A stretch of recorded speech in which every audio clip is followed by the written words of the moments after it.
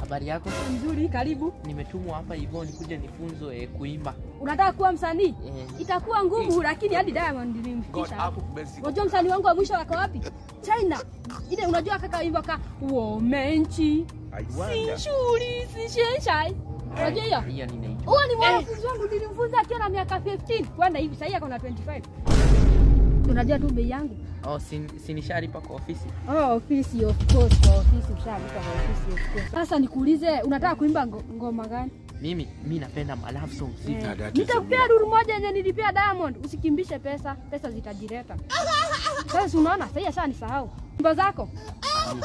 Na umekuja kufanya nini? Unataka kuimba nini? Unataka kuimba wimbo gani kama huna wimbo? Unataka kuimba wimbo gani? Si uniambie unataka kuimba wimbo gani? Kama una wimbo unataka kuimba nini? Si mchezo, wala nitaimba nini? Si mchezo, unataka kuimba nini? Unakuja hapa kucheza na mimi. Wewe, kama una wimbo useme haraka, tukutafutie wimbo saa hii. Fanyanga, tunataka wimbo yako. Kama una, hatujui hadi wewe utafanya nini. Alianza hivyo mchezo kwa class, sasa hii sikia anasema ndio maana yake, akaanza kuniambia ndio maana yake, hizo ndio nini? Of course uko pole, sasa tufanye aje tuwe pole kwa wimbo. Sasa tuanze pole pole pole, tucha pole. Itakuwa wimbo.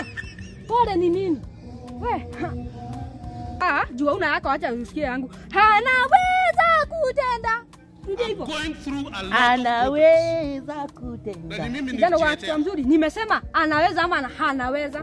Nimesema anaweza kucheza. I can't accept that. Anaweza kucheza. Haya, sikiza. Unataka kuwekwa lebo moja na Diamond? Basi rudia kile nasema. Si venye vitu unasikiza. Rudia kile nasema. Anaweza kucheza. Na mwalimu ikwai hana, inakuwa ni ana. Kijana, wimbo ni yako ama ni yangu? Si mimi nimetoa wimbo. Wache mchezo. Rudia kile nasema, si vitu za unasikiza. Wimbo ni yangu, si yako. Sawa? Tuende. Anaweza kutenda. Na unafuata vocals. Sawa? Anaweza kutenda. Si hivyo. Anaweza kutenda. Anaweza kutenda. Yani wimbo yenye ukiimba hivi, nyoka inatoka pangoni. Hii ni kweli.